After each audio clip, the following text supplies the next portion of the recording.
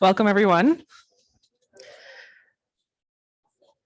We're just going to get started right away on our first afternoon session, debunking myths around organics. We have three wonderful speakers today, one joining virtually and two in person. So I'll introduce myself first. My name is Lisa Howes, and I work for the Saskatchewan Waste Reduction Council. In particular, I'm the compost education coordinator, so I am quite interested to hear about all of the lovely speakers and what they have to say today. I also want to specifically thank Mterra for sponsoring this session today. Okay, so our next speaker here is Carrie Sapsford, and Carrie is the owner of the Backyard and Compost Corner, where she helps people to create a healthy environment through her composting services, landscape supplies, gardening supplies, events, and workshops. She is passionate about educating people on the benefits of composting, both for waste diversion and for its positive benefits for the health of the soil. Okay, good afternoon, everyone. I am really excited to be here to talk about compost because it's my favorite thing to talk about. So you guys get to hear me nerd out for a little bit. And I'm also been really enjoying the conference so far and seeing all the inspiring things that people are doing to reduce our waste and all the great things that people are solving problems for today. So every step that we can do to divert waste and organics recycling and waste diversion is a step in the right direction. So my name is Carrie Sapsford, as Lisa mentioned, and I'm the owner of the Backyard and Compost Corner in Prince Albert, Saskatchewan. Thank you. And like she said, I help people create healthy environments through our composting services, our landscaping supplies and gardening supplies. So I'm not affiliated with the city of Prince Albert. I would be what you would consider a community composter. So people pay me to compost for them.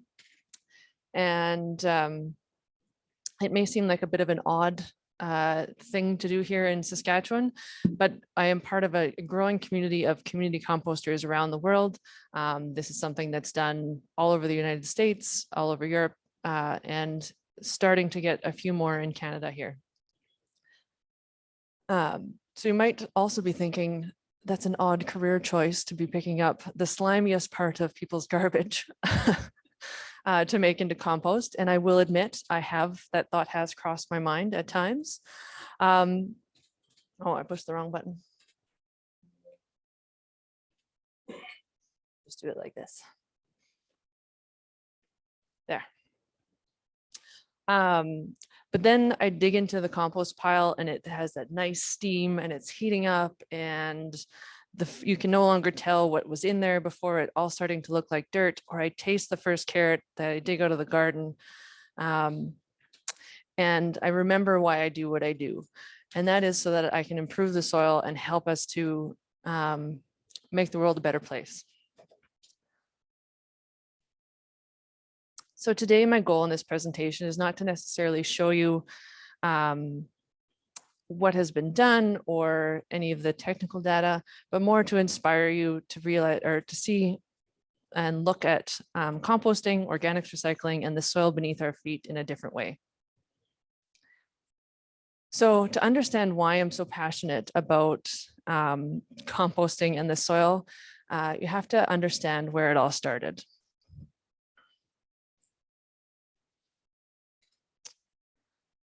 So this is me growing up as a kid. I promised Lisa a very cute picture, and this is what it is.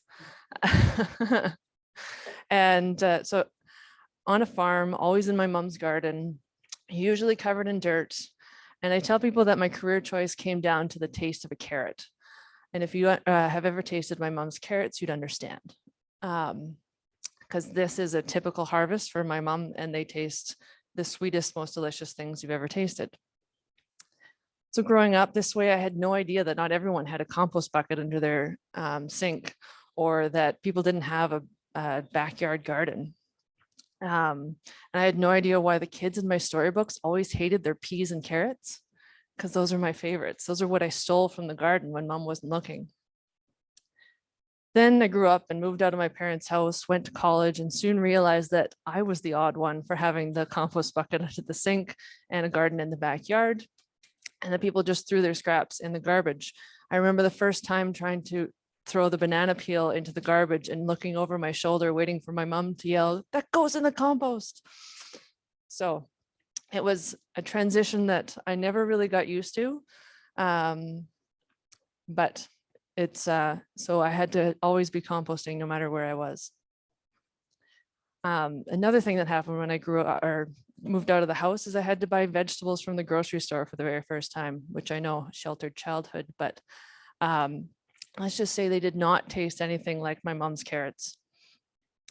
So I soon realized that the way we take care of our soil and the way that things are grown make a huge difference in the way our food, how much nutrients there are, and how it tastes. So my journey into, is that the right side? Yes, it is. So my journey, so my journey into learning more about soil began, and I knew that compost was valuable to the soil because my mother had told me so. I knew that we were cycling nutrients back into the soil, and like Mufasa said, it's the circle of life. And I won't do my James Earl Jones impression here, but everything has a tendency to go back to the earth. So almost everything that we eat comes from the soil. Either it grows directly from the soil or what we eat eats what grows from the soil. I want you all to close your eyes and imagine, you don't even have to close your eyes because I got a picture up here, your favorite hamburger. So you've got your sesame seed bun, your lettuce, your tomato, your cheese, the juicy burger, the lettuce, pickles, tomatoes. The wheat that is making the bun, the lettuce, the tomato, the cucumbers that make up the pickles all grow from the soil. The meat and the cheese is a product of a beef or a cow, which eats the grass that grows from the soil. So as you can see, we really depend on the soil in order to eat and be healthy. Now, I make a number of presentations to school kids about composting, and so far I've asked them every time to name a food that doesn't come from the soil, isn't impacted from the soil, and they haven't stumped me yet. So as my journey into learning more about soil grew, I started to learn more about the soil food web. If you remember food chains or food webs in grade school, it's all about the flora and fauna above the ground that are interconnected, and removing one part of the food chain disrupts the entire ecosystem. If you think about the deer and coyote population here in Saskatchewan, when one goes up either or down, maybe the population grows in deer or too many deer are harvested.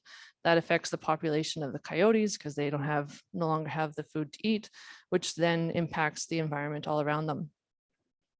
The same predator and prey relationship exists beneath our feet as well in the soil that we grow food on or walk on or whatever we need. So our ecosystems need a diversity of life and a diversity of that predator and prey relationship in order for all species to thrive. The soil is no different in the fact that it may be more diverse than the ecosystems above ground. If you take just a teaspoon of soil, there are more microorganisms in that teaspoon than there are humans on the planet. So we want to, and those have been evolving with the soil, with the plants for thousands and thousands of years in order to grow as much plants as possible. Plants will reduce certain exudates or sugars into the soil to attract different microorganisms. The burrowing animals like worms and microorthopods or different sort of little critters, they will make air spaces for air and water to go through in the soil. There's different microorganisms that release different things to help hold soil together. And so plants and the organisms are working together to make sure that our soil is healthy and it keeps on growing the food and the biomass that we need to keep our planet healthy. So now in the last 100 years or so, we have tried to speed up the process to grow a lot of food in a short amount of time or in a very specific way or with one crop. We've done this with fertilizers, chemicals, or monocultures that have helped grow a lot of food for an ever-growing population. What we may not have realized though is that it has an effect on on the soil food web and the microorganisms that live in the soil. The fertilizers and pesticides are like junk food for the plants and the microorganisms. While they may do the job, they're not receiving the benefits of a balanced diet that the whole flora and fauna of the microorganisms can provide. So because of these practices, the soil has lost a lot of its diversity and has lost that well-balanced diet. So if you think about if you're ever run down, you're more susceptible to disease and need outside inputs in order to feel healthy. The soil is the same way. When we lose that microorganisms and the diversity in the soil, we need more external inputs in order to keep our plants alive. Now, I'm not a soil scientist, I'm just someone who loves compost and soil. But what I do understand is diversity is a good thing in all different forms, and a diversity of microorganisms creates soil health. Now, soil health is human health, and I think that's something we can all get behind. And that is where compost comes in. So when we compost, you can imagine that it's an all-inclusive, all-you-can-eat resort for those microorganisms. They have everything they want to eat, and they can get it all they want, and they multiply really quickly, the same as we all do at an all-inclusive resort. And when they can get all they want, when we add compost to the soil in our gardens and in the fields, it's like a probiotic that quickly inoculates the soil with those microorganisms that will help to create healthier soil in the long term, attract more of those critters that need to be there, so we can keep having good soil health for the long term. So in short, the compost we add to the soil adds organic material back into the soil, adds microorganisms into the soil, and adds valuable nutrients back into the soil. One thing that I should also mention about compost is the word carbon. Now, we've all heard carbon before. Yesterday, we had a greenhouse gas emissions discussion, and carbon is something that in the atmosphere is not a great thing. It's what causes greenhouse gas effect. But carbon in the soil is what keeps our plants healthy. So carbon in the soil, great. In the atmosphere, not so great. So when we can capture the carbon in our soil and in our compost, we can do a lot to reduce emissions. And it's actually, there's been a lot more studies about sequestering carbon in the soil when we add more organic matter and more microorganisms into it. So what there is in the atmosphere can be sequestered into the soil. So we talked yesterday about sometimes it's very difficult to meet those emissions targets, but if we can be pulling some of that carbon out of the atmosphere, we can make it a lot easier to have a better future. Which brings me to my first secret, or best kept secret, of composting. And I think that composting makes the world a better place. First of all, its part to play in the carbon cycle will allow for our society to mitigate climate change by reducing and sequestering carbon in the first place. And by improving our soil, we can grow healthier, more nutrient dense food. And when we all eat healthier, more nutrient dense food, we can be healthier and happier humans. And with healthier and happier humans, we grow healthier and happier communities. With healthier communities, we grow a healthier world. And I think that's, again, something that we can all get behind. Now, this brings me to my second secret of composting, and that is that compost is valuable. Now, we've talked about why composting is valuable for the soil, why it's valuable for mitigating climate change, and that may seem obvious, but then why do we give it away? A lot of municipalities will give their compost away for free to their residents. And while I understand the sentiment behind this, it is something that the residents have been giving you and you're returning it back to the residents. We as humans tend to only assign value or value things that we have to pay for or that other people have assigned value to. When you have purchased something, you tend to take better care of it. You tend to understand the value of it You notice the benefits, you use it properly, and you don't waste it. On the other hand, when someone gives you something for free, you may not pay as much attention to it, or not use it to its full potential. Now you may be thinking, well, I've got something for free and I love it and I use it and everything is great about it. But then I'll ask you this: is the reason that you love that thing that you got for free because there was some value in it? Because there was some, you could have paid for it, but somebody gave it to you for free. You saw value in it. By assigning value to a compost, it can also ensure that more attention is paid when we're producing the material.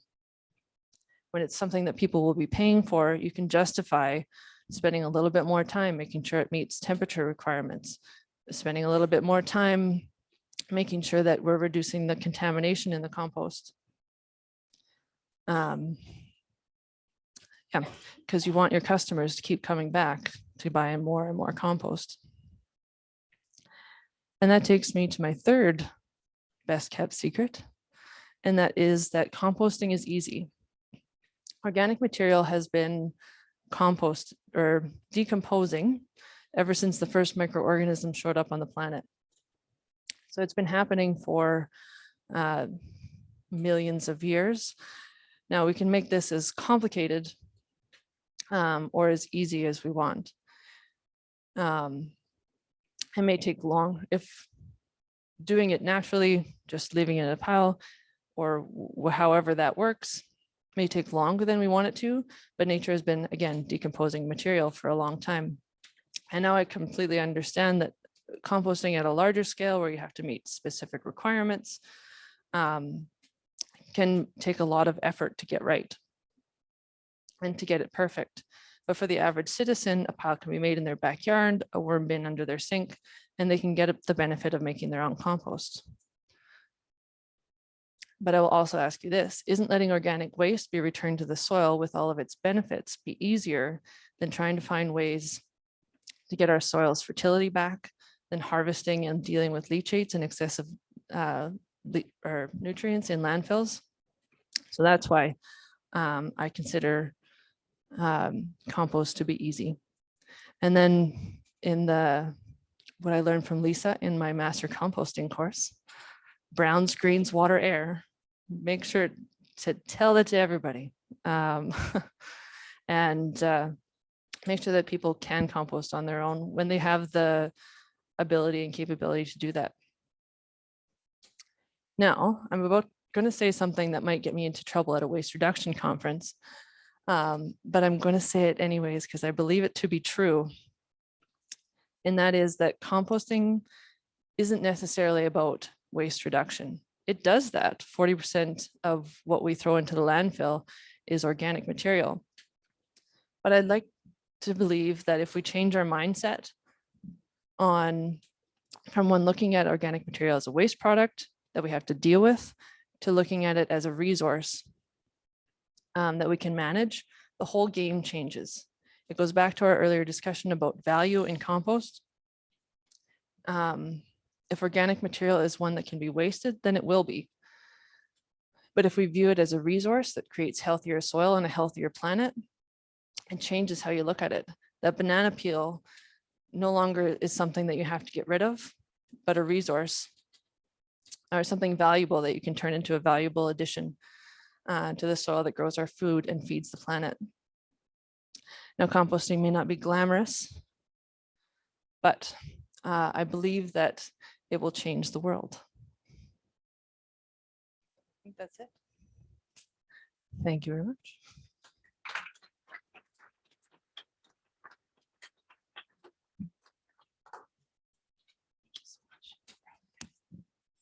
Thank you, Carrie. I even noticed that I got a sneaky little shout out there. That was very lovely of you. Thank you. The Waste Reduction Council did a master composter training in Prince Albert a few years back. So, oh, right. No, you were in Saskatoon. Sorry. My apologies. Does anybody from the audience here have questions for Carrie? I'll also check our swap card app. Yes, at the back. I'll bring you the microphone.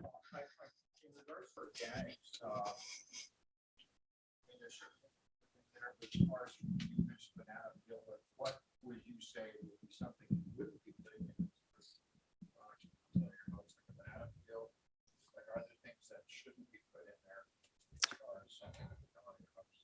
So as far as something coming out of the house, for my composting facility, I take everything that comes out of your house. So whether that's meat, cheese, bread, everything, because we have piles that are big enough, they heat up quickly. So animals aren't as much of an issue, which in your backyard, it can be an issue. So in your backyard, you probably don't want to be doing the meat and the cheese and the things that are going to go rancid before they rot and will smell. But things like vegetable peelings and everything else is very easy to compost in your backyard. So I guess everything, I should say, you can compost everything that was alive. If it was alive once, it will break down. The issues that become, if you're concerned about animals and critters getting into your compost, skunks, coyotes, neighbor's dog, cats, that's when the different things become an issue.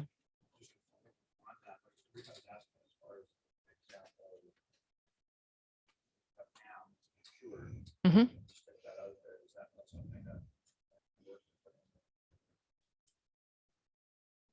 Yeah, so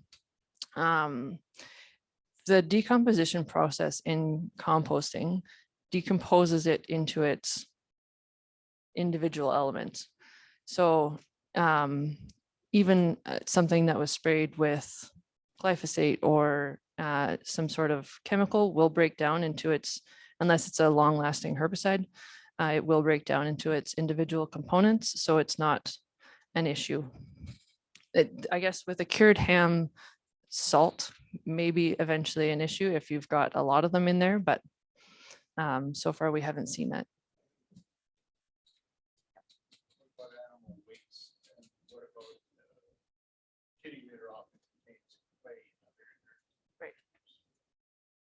other So that is something that I don't compost is meat eating animal waste, just because there are certain pathogens in meat eating animal waste that can be passed to humans. So it's just a bit more of a risk that could be multiplied in there, or that I could, in me handling the equipment or the material, that could be passed on to me as well. So that is a bit more of an issue, especially when you're going to try and put it on your vegetables or plants.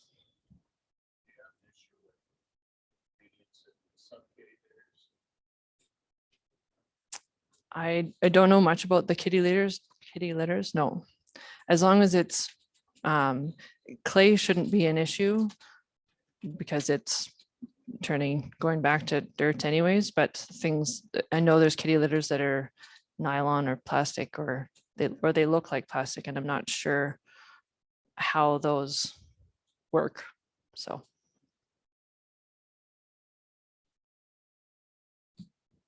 Oh, I have so many questions. I'll only do some of them right now because I know I can catch you after the session. But even though this wasn't the main focus of your talk, I am curious about your own composting setup for your business and sort of what scale that's at, like what style you're using to process it and just sort of how big is your operation. I'm just curious.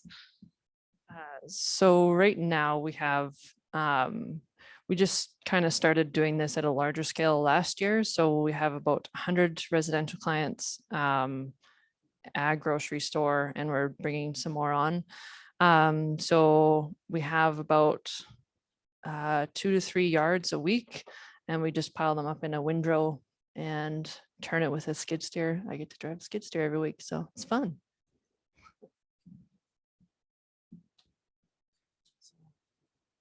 Oh, yes. Yes. On a backyard scale, household of 4, say, take the start of your contribution, you put something on there. So it depends on how you set it up. So with the brown screens, water and air, if you have everything perfect, and can build a pile really quick, or build a pile that's a meter cubed really quickly, you can have compost or something that looks like compost within 30 days.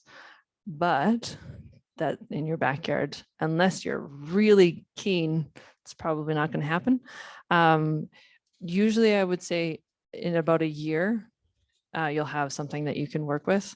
And the thing that I found that helped my backyard pile when I first kind of started doing this again, was making sure that I was adding a lot of leaves so it breaks down more quickly, making sure that there's enough water, and having a pile that's finishing, so you're not constantly adding stuff on top of it, which then it just becomes, then you got onion peels or whatever that you're trying to incorporate into your garden.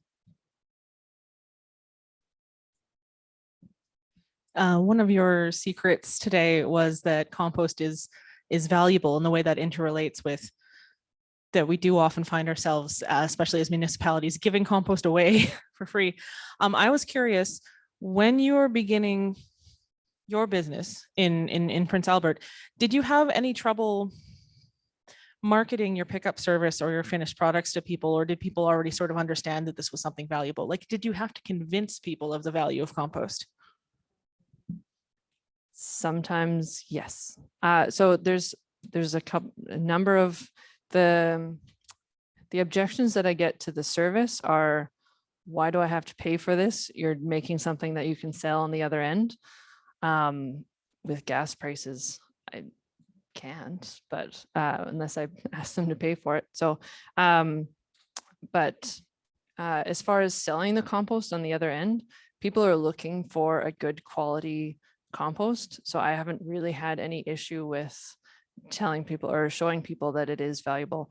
Although I do spend a lot of time on social media telling people that it's valuable. So.